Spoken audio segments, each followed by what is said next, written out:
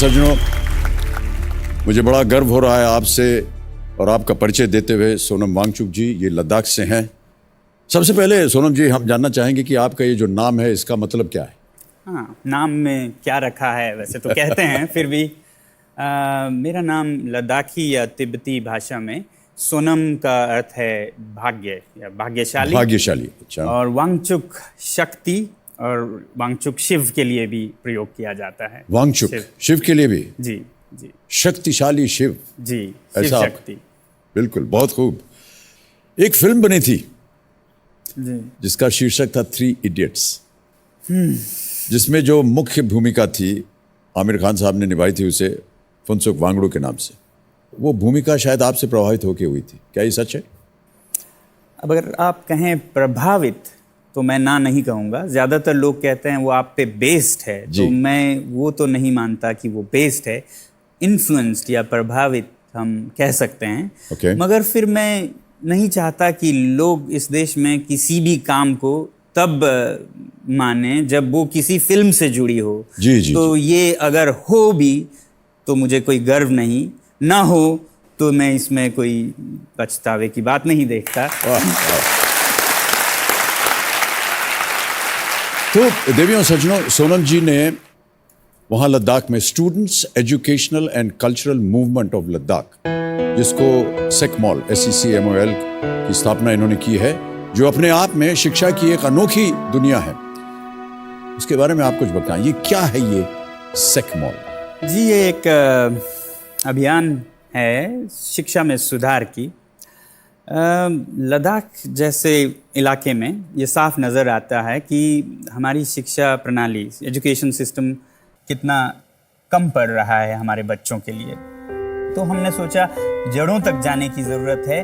सरकारी स्कूलों में, सभी सरकारी स्कूलों में परिवर्तन की ज़रूरत है। सरकारी इसलिए कह रहा हूँ क्योंकि भारत की आबादी ज़्यादातर सरकारी स्कूलों में है। हम कभी कभी इस खुश फहमी में रहते हैं कि हमारे बच्चे तो अच्छे प्राइवेट स्कूल्स में हैं, हमें क्या चिंता है। दरअसल भारत एक ऐसा देश है जहाँ शायद 5% बच्चे तो ऐसे स्कूलों में जाते हैं जो कि अमेरिकी स्कूलों से भी बेहतर हैं, मगर 95% ऐसे स्कूलों में हैं जो कि सब सहारन अफ्रीकन स्कूलों से भी बदतर हैं।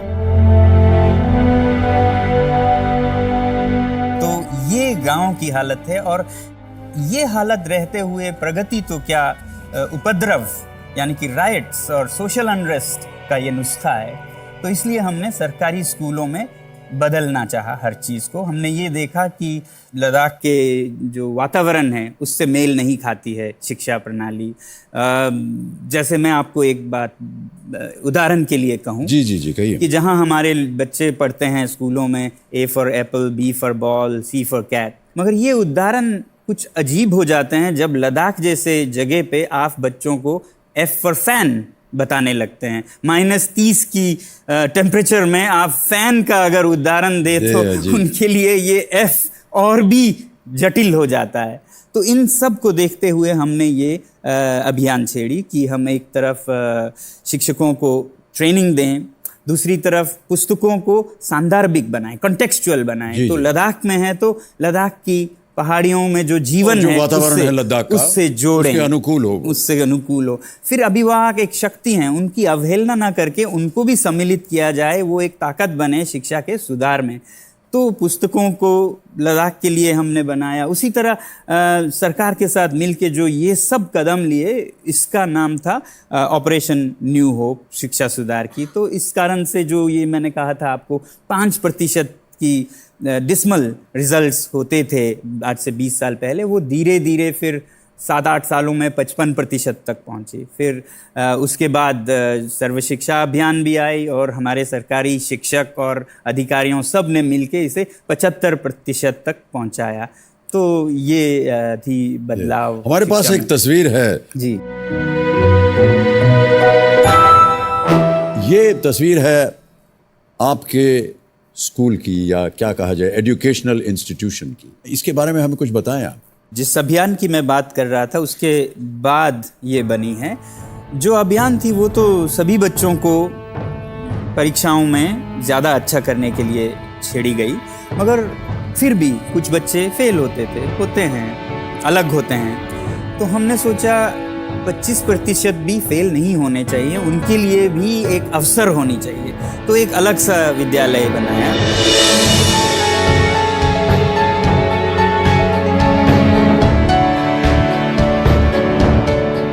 टेकमोल जो कि students educational and cultural movement of Ladakh है, उसके ये कैंपस है।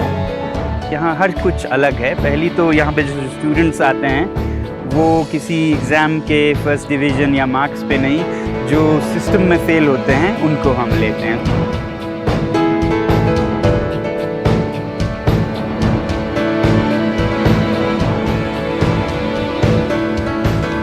जो लोग फेल हुए हैं जी, उन्हीं को एडमिशन दिया जाएगा या उनकी प्रतिशत जो है वो ज्यादा प्राथमिकता दी जाएगी और फिर उनके लिए ये स्कूल अलग अगर आपको तरीके से 95% मार्क्स मिले हैं तो ये जरूरी नहीं कि आपको एडमिशन मिल जाएगा, लेकिन चलाएं। यदि आप फेल हुए हैं 4-5 दफे जी, तो वो एक अच्छा क्राइटेरिया बन जाता है आपकी। नहीं, बहुत अच्छी बात है, देखिए बहुत खूब। तो उसके बाद फिर ये विद्यालय चलता भी अपने ही तरह से है, क्योंकि अगर सामान्य तरीके से नहीं सीखे तो उस तरीके से सिखाएं जिससे वो सीखें। एंगल वो मधुबन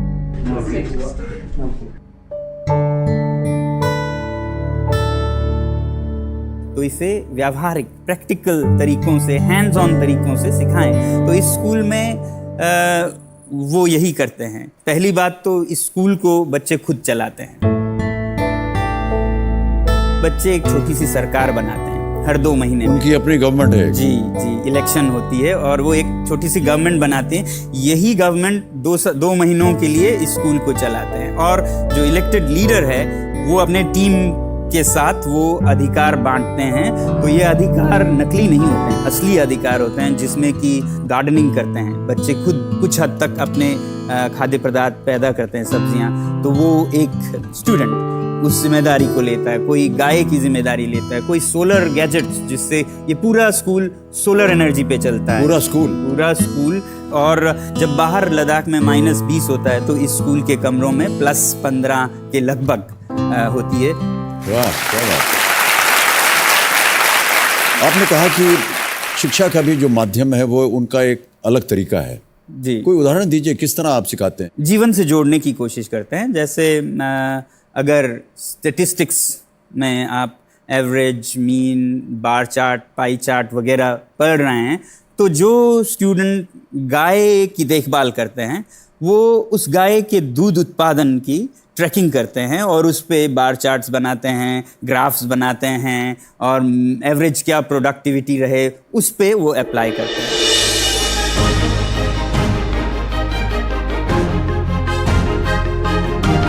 ये कैंपस पूरा है, ये इनोवेशंस पे बेस्ड है।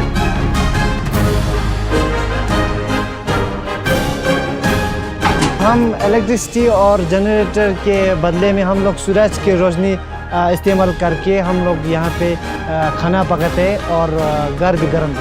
सोनम सर से मैंने ये चीज़ सीखा है। उन्होंने हमेशा हमें बोला है कि आप नौकरी देने वाला बनो, नौकरी ढूंढ के नौकरी करना तो बहुत आसान चीज़ है।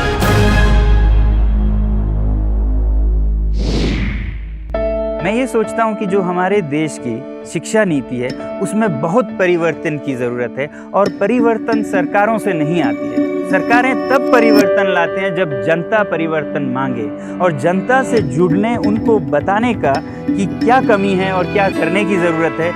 ये माध्यम एक बहुत बड़ा है जिसे कि करोड़ों लोग देखते हैं और वो लोग देखते हैं जो कि ज्ञान और शिक्षा को बहुत वैल्यू देते हैं।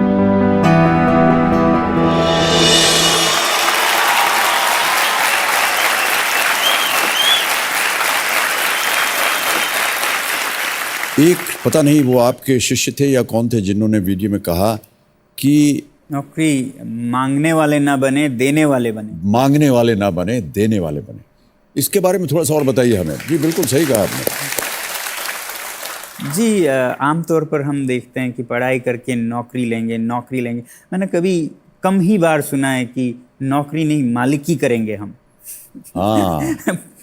सपना ही नौकरी, आप समझ सकते हैं जी। किस शब्द से आया है। जी। तो हम ये कहते हैं कि किसी पे मोहताज क्यों, आप अपना संभल के औरों के लिए भी दे सकें, ऐसा बनिए, जॉब मेकर्स रादर देन